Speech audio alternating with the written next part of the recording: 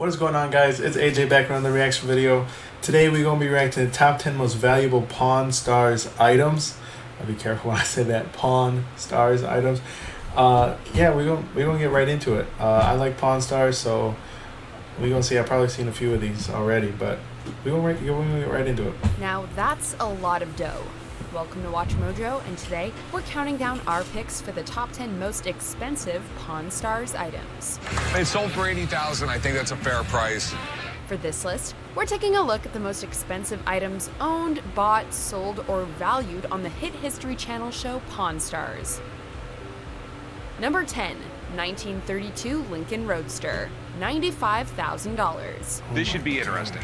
Lincoln made some of the coolest cars ever made in the 1930s. If there's one thing this car isn't short on, it's style. Oh, I did see this guy. He, I think he took $90,000 in gold or something for it. I think. Back in season 4, a gentleman by the name of Uncle Phil showed up at the gold and silver pawn shop looking to sell his 1932 Lincoln Roadster. The stunning vehicle has a 150 horsepower V12 engine, making it one of the fastest cars of its time, and an opulence that is totally out of place considering it was manufactured during the Great Depression. It's crazy that Lincoln made this badass ride at the height of the Great Depression. But think about it, since there was fewer buyers for luxury cars back then, automakers had to go all out to compete for their business. Harrison states that a 1932 Lincoln Roadster in mint condition could fetch as high as $170,000 at auction. However, seeing as how this one had a few imperfections, Harrison managed to get the owner to part with it for $95,000, $5,000 less than he'd originally wanted. Not bad for a badass ride like this. Okay, deal. Number 9. 2001 New England Patriots Super Bowl ring, $100,000. It's an actual Super Bowl ring from the 2001 Patriots versus Rams. Unlike many of the other items on this list, we never got to see former New England Patriots cornerback Brock Williams walk into the world-famous gold and silver pawn shop, Super Bowl ring in hand. Believe it or not, I have pawned hundreds of Super Bowl rings, but they always pick them up. However, that hasn't stopped Rick Harrison from promoting the impressive item to drum up business for his store. He needed cash, so I think the guy in the night shift actually offered him $10,000, but he only wanted $2,600 because it's a lot less expensive to pick it up that way. The story goes that Williams pawned the ring, losing ownership when he defaulted on the loan, only for Harrison and company to forget about it. That is, until Harrison was going through his pawned inventory and rediscovered it.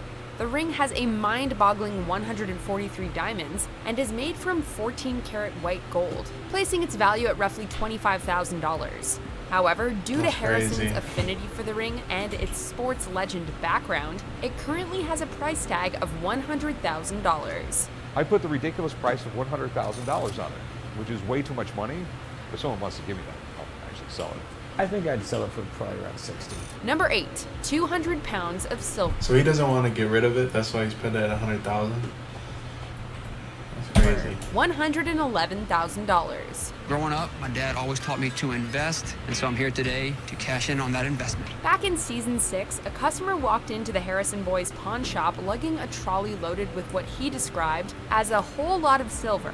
The massive collection of silver had been bought years earlier when its value was much lower. Just about every cell phone, every computer, television, they all started needing silver. They say patience is a virtue, but in this case, patience netted the owner a whopping $111,000. As a longtime collector of the precious raw material, the old man was particularly excited by the haul, leaping out of his chair to inspect it. Despite asking for Where did he get all this silver? He got it from his grandpa? $115,000, the owner wasn't exactly thrilled at the prospect of having to transport all that silver someplace else, so he happily accepted Rick's offer. Well, I bought it 12 years ago for way less than that. 111 sounds good to me. All right, deal, 111. Number 7, a 2,000-year-old Roman coin, $150,000. I have an ancient Roman coin I'd like to sell. It's from 42 BC. We can think of few professions other than historian, museum curator, or celebrity pawn shop owner where assessing centuries-old Roman coins is part of your regular routine. That's pretty cool. That says Ides of March. And that whole line became famous because of the Shakespearean play where Julius Caesar goes and sees a soothsayer and he goes, "Beware the Ides of March." Minted in the years following the death of Julius Caesar, the coin features a portrait of Brutus, the Roman senator who organized the infamous assassination on the Ides of March, making it one of the rarest coins to ever grace the counter of the gold and silver pawn shop. It really, really is an amazing coin. How much did he get for I it? know there's not a lot of these in the world. While the owner asked for $150,000, and Rick's professional coin appraiser valued it between $125,000 and $150,000, the best Rick could do was $110,000. In the end, the owner decided to hold on to the unique piece of history. 110 cent. Yeah, I don't think I can go below 140. If you change your mind or have really bad luck while you're in town, come back and see me. I appreciate it. Number 6, Where the Wild Things Are artwork, $250,000. These are amazing illustrations from Where the Wild Things Are by Maurice Sendak. What the? Totally amazing. That is cool. For the right item, Rick Harrison and company are more than happy to vent That looks like the hormone monster off of Big Mouth. They have to pay $250,000 for it. outside the comfort and security of their Las Vegas shop. Case in point, this season 15 expedition, in which Rick visited an art gallery to see some of the original artwork from celebrated author Maurice Sendak's classic 1963 children's book, Where Yo, the that's Wild a Things hormone Are. monster. Where the Wild Things Are. It was one of Maurice Sendak's earliest books, written and actually illustrated as well. The illustrations were of the highest quality, and when coupled with their The pop highest culture quality? relevance, made for an insanely expensive piece. Due to their rarity, Maurice Sendak never sold any artwork from the original book. The owner was asking $375,000. What I would value the collection at is about $375,000. Whoa. However, thanks to a professional valuation of $310,000, Rick was able to get the lot for $250,000. Not bad for a day's work. I can't believe I'm doing this, but you got a deal. Number 5, a contract. I need to start drawing. Like, I don't even know what else to say. I should start drawing, put it on some old paper, and try to sell it to the pawn shop 5 years later. Like, $250,000? That is insane. Y'all remember when somebody duct taped a banana to a canvas and that sold for like $100,000? I need to do something like that. I need to get an art. I need to. Signed by the Beatles, $500,000. I actually got one of the most important documents in rock and roll history. The contract between Brian Epstein, who was the manager, and the Beatles, creating the partnership between the two of them. It's not every day a guy walks into the world-famous gold and silver pawn shop with a contract signed by the Beatles. However, that's exactly what happened back in season 6, when a seller brought in the original contract from 1962. I get people collect stuff, but why would that be valuable? It's just a piece of paper with their signature on it, but it's not like it's not an album with their signature. Like it's a contract. Like how is you gonna hang a contract up in your living room or something? Like how is that valuable? Signed between John, Paul, George, and Pete Best, and their manager Brian Epstein. Brian Epstein was a genius. He basically transformed the Beatles from an unknown band playing small clubs into the biggest rock band ever. The contract outlined the percentage Epstein would take from all of the Beatles' future royalties. $1 million? 25%. The seller was looking to get $1 million for the uber-rare piece of Beatles memorabilia, but upon further inspection, it was revealed to be only worth $500,000. Naturally, this meant Rick offered the guy $350,000 for it. In the end, the seller decided to try and get a higher return for the piece at auction. I'm gonna have to decline on the $350,000. Good luck with it. Number 4. $500,000? I thought he was gonna say like $10,000. 500, and he offered him 350. That is insane. I really want to know how much money how much cash they have on hand, because they always pay for everything in cash. Like how he just has $350,000 in cash laying like around. That's crazy. Jimi Hendrix electric guitar, $750,000 to $1 million. This guitar was actually played by Jimi Hendrix. That's a big wow factor right there. When a seller entered Rick Harrison's shop toting Jimi Hendrix's 1963 Fender Stratocaster electric guitar, the indomitable salesman was floored. If real, Rick proclaimed, If this was actually owned and played by the legend himself, this will be the coolest guitar ever to walk into my shop. Lo and behold, the epic piece of rock and roll history was the real deal, with its auction value estimated at $750,000 to a whopping $1 million. If you watch Pawn Stars, then you know Rick Harrison loves nothing more than to lowball customers, so he offered the seller $500,000 for it. Seeing as how it could potentially be worth double that, the seller decided to walk. I can't do it, man. But I'll call you if I change my mind. Call me. Okay? All right, man.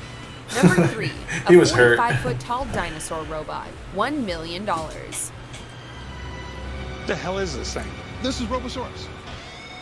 This 31-ton, 45-foot car-crunching, fire-breathing monstrosity caught Chumley's eye back in season 3. Of course so he it roped caught Corey into Chumley's checking it eye. out. Dubbed Robosaurus, the giant robot dinosaur's owners were asking $1 million for it, stating that you could make $25,000 a day renting it out to various events. Despite the item's wow factor, it is a 4.5-story fire-breathing dragon, people. Corey decided to pass without even bothering to negotiate with the seller. Oh well, looks like Chumley will have to find another car-destroying robot for the shop. It was very cool, guys, but I have to admit, $1 million is a little out of my budget. Number 2, O.J. Simpson's Getaway Car, $1,300,000. The OJ Bronco. Yo, It is it's in the mint Bronco. condition. Are you kidding me? In 1994, Nicole Brown Simpson and her friend Ron Goldman were found stabbed to death in Simpson's home, where she lived with her husband, actor and former NFL running back O.J. Simpson. Mr. Simpson was immediately declared a person of interest, but instead of turning himself in, he hopped into a white 1993 Ford. Hey, I'm still disappointed in Ford when they launched the new Ford Bronco. They needed to have O.J. Simpson driving it with the cops behind him. They needed it. I would have probably traded in my car and went and bought a Bronco, to be honest. They would have had the highest sales ever recorded. Y'all, Ford, you messed up, man. Bronco, we should have did. and engaged in the most famous car chase in history. This isn't just any SUV. It's the SUV. It's estimated that 95 million people watched the chase on TV, making the Ford Bronco as 95 infamous as million? Simpson himself. So when a seller called up Rick Harrison and informed him that he was in possession of the car, Rick had to check it out. Due to its one-of-a-kind nature, the seller was asking $1.3 million for it, a price that proved way too high for Harrison. I'm gonna pass on it. Okay. With something like this, it's so much of a gamble. Before we continue, be sure to subscribe to our channel and ring the bell to get notified about our latest videos. Yeah, y'all should subscribe to Watch Mojo. I watch them a lot, and they put out some good content. Let me know in the comment section if you want me to react to more of their stuff. They put out some pretty cool videos. You have the option to be notified for occasional videos or all of them. If you're on your phone, make sure you go into your settings and switch on notifications. Hey, do that for me too. Number 1, a suit worn by George Washington, $3 million. Drum roll. That's what their suits In used to season look 15, like? Rick That's went to see a crazy. three-piece suit from the mid-18th century worn by the first president of the United States, George Washington. The incredible piece of American history was in remarkable condition, despite being almost 300 years old. Do we know the date on this thing? I think it's from the 1750s or 60s. Okay. Washington was famously very concerned with how he presented himself to people, so he only wore the finest clothing at all times. He wasn't a very big guy. Just don't see a piece of Americana like this very often. The silk suit may look a little dumpy now, but back in the 18th century, it was bright pink, making for a Bright truly pink. impressive fashion statement. In the words of the seller, everything has a price. My boy GW had swag. He had that drip. He walked in there bright pink. Yo, so you're telling me... Wait, hold on.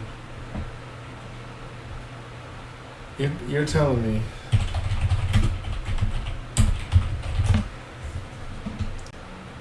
You're telling me my boy George Washington started America looking like this?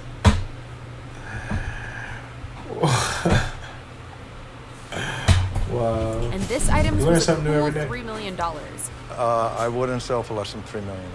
Rick tried to get him lower, but the best the seller would do was $2.5 million. Better luck next time, Rick. Okay, well, I guess the suit's out then.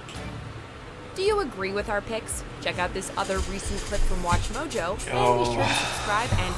That was crazy. Most valuable Pawn Star items. That was crazy. I don't know how...